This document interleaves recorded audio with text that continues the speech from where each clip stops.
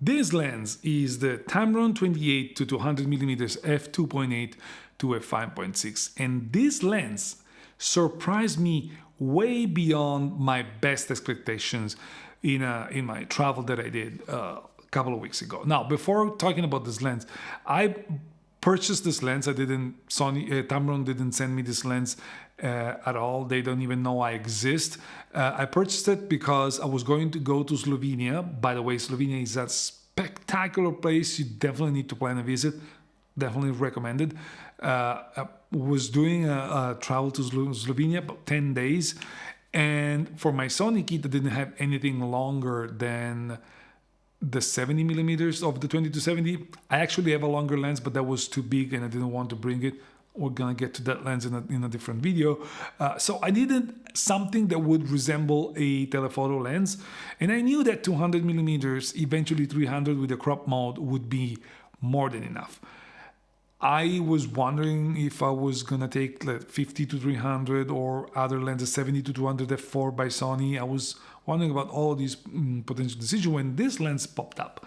And since I do a lot of hiking and the positive reviews that I saw seemed to all point in the direction that this lens was good, I decided to give it a chance. I purchased it from Amazon because I wasn't sure I was gonna like it. And for this reason, I said I'll purchase it from Amazon. If anything, I'll return it. Well, I'm not gonna return it. This lens surprised me beyond my best expectations. And to show you that, I'm gonna show you a slideshow of the pictures that I took in Slovenia, and then we're gonna be back here to talk about this lens.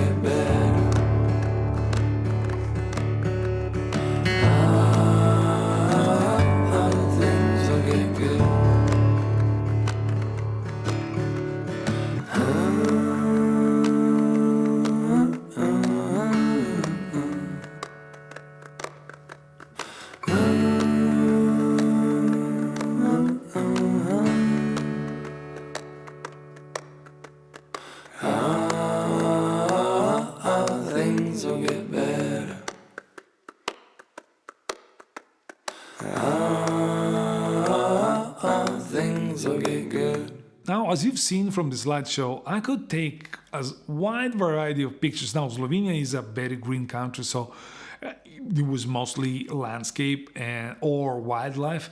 But I could go from wide to telephoto, and I ended up using this lens way more than I expected for two reasons. One, I forgot the 72 millimeters filter adapter for the 20-70. So even the conditions where I thought I was going to use the 20-70, if I thought I was going to use filters, that lens was out of the pictures, and that because I'm an idiot.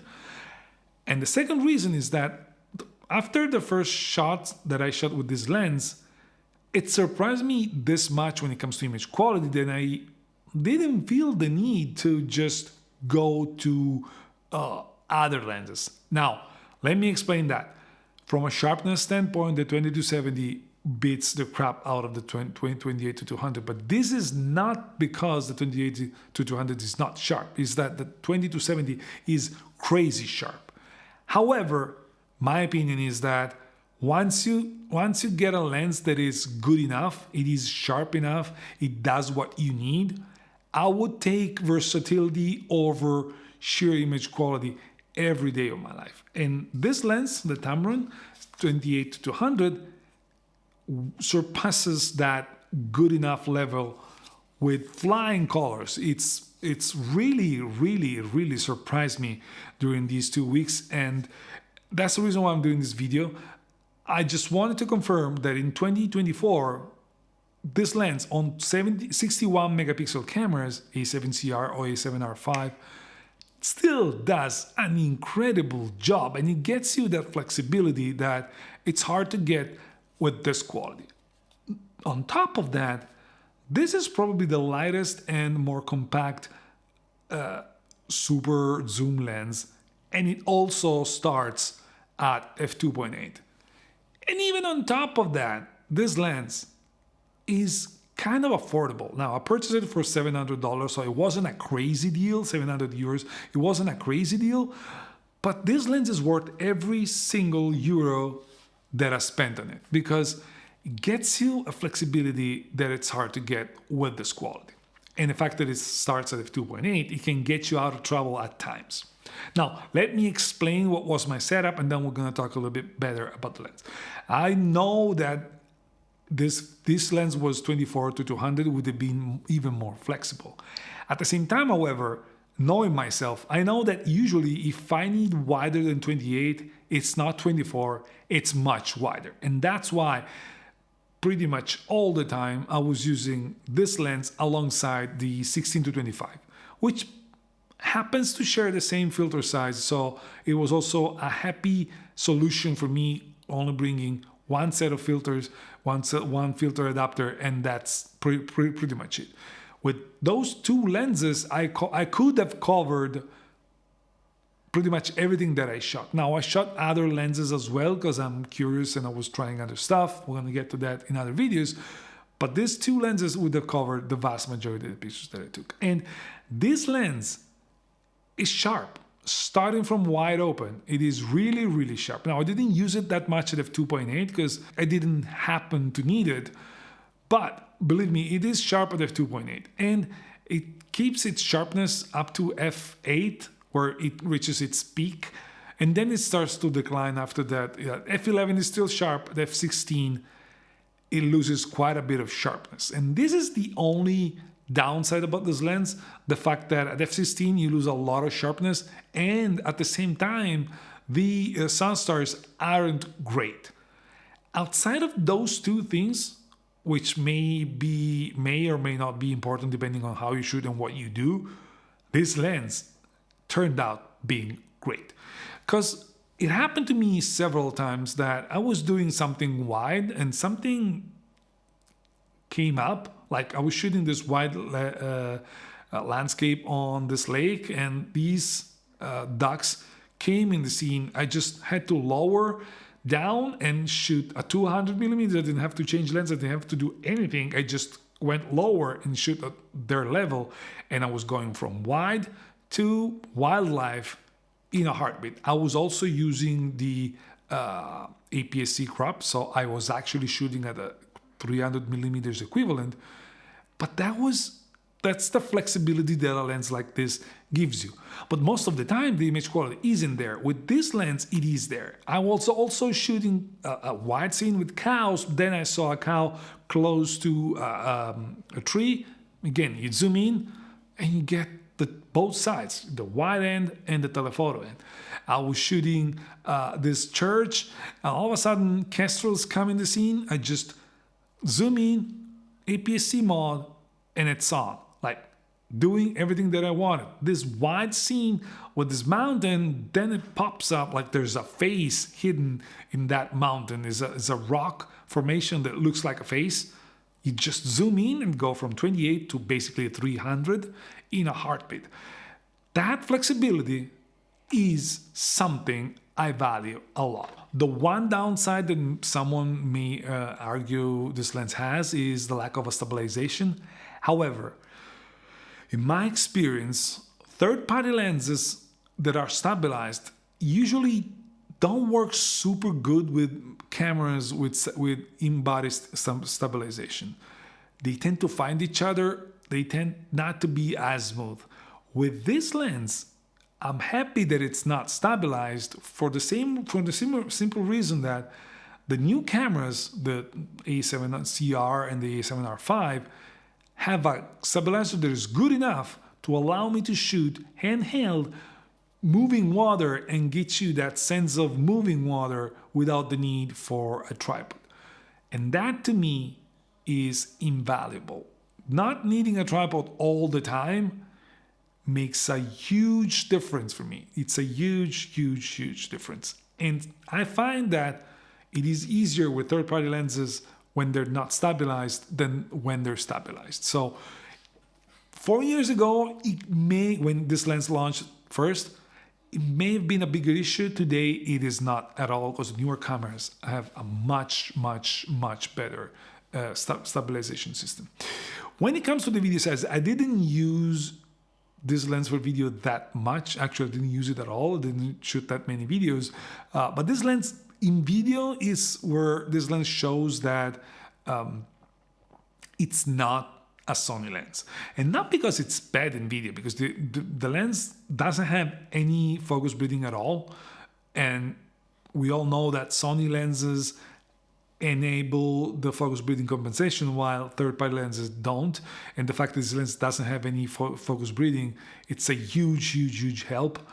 The tracking is good, especially at the wide end is very good. However, at the telephoto end, it's a little bit more uncertain. However, telephoto end is usually more complicated in general. But the one thing that really shows that this is not a Sony lens, and it's not, and you definitely lose some quality in the video. It's not in the actual image quality of but it's in the focus transitions. You're seeing that the focus transition of the 28 to 70, of the 28 to 200, it isn't that smooth. It seems to be smooth, but then it's got an hesitation, and then it keeps going, and then it goes, and it does it continuously. For comparison, this is the 20 to 70. It's much smoother, no uncertainties, spot on all the time, super reliable. So that's where you really lose the vast majority of the quality that a Sony lens gives you. However, it's also worth mentioning that you don't do that stuff all the time. Usually you don't do that stuff almost never. So depending on how you shoot and what it is that you do, this thing may be super important or not important at all. If it's not important, this lens is very good for video as well. Even the stabilization, you're seeing 100mm now, it's good on the A7CR, I guess this was this. It's good. Nothing really to complain. It is usable for video, but this I would say this is more of a photographic lens. And it's fine. It is fine. Many people still do just photography. And if that's the thing, this lens will make you super happy. The build quality is your normal Tamron lens. Doesn't have any of the bells and whistles that more recent lenses have. The only thing that you have is this lock button that allows you to prevent the lens from creeping, and it does creep. Even if the lens is brand new, it does creep, so that lock thing is kind of important. I found myself with this lens getting longer and longer. I'm using the clip on my shoulder strap. It definitely creeps. The lens is weather sealed, it's weather resistant. It's got the rubber gasket alongside the mount. So all in all, I am really happy with this lens. I didn't think I was gonna like it this much, but I'm super happy that I gave it a chance. This lens is gonna stay with me for a long time. I will also use it for video in a couple of weeks for professional videos. If there's something glaring that I will need to add, I will make another small video on that. But for now, for photography, this lens is just spectacular. And it holds up the 61 megapixels with no issue. Again, there's sharper lenses, but this is sharp, and it's sharp from wide open. One thing I forgot to mention is the bokeh. It's not the best in the world, but I mean, it's a super zoom lens. you cannot expect the best bokeh in the world. This is probably not your portrait lens anyways, so it is what it is. It is usable, and depending on the situations, it may become nice. It's also got very good magnification, which is additional flexibility given to you, and add that to the crop mode in the higher megapixel cameras, you can get pretty decent magnification ratio. So, I mean, there's really nothing to complain about this lens. I'm super happy. It is really good. It is super, super recommended even in 2024. And for 700 euros, like this is how much I paid, it's kind of a bargain. And it weighs less than 600 grams. So it's lightweight, flexible, very good, fast, and inexpensive. I mean, inexpensive for a super zoom. That's it, guys. I'll see you in the next one. Bye. Ciao, ciao.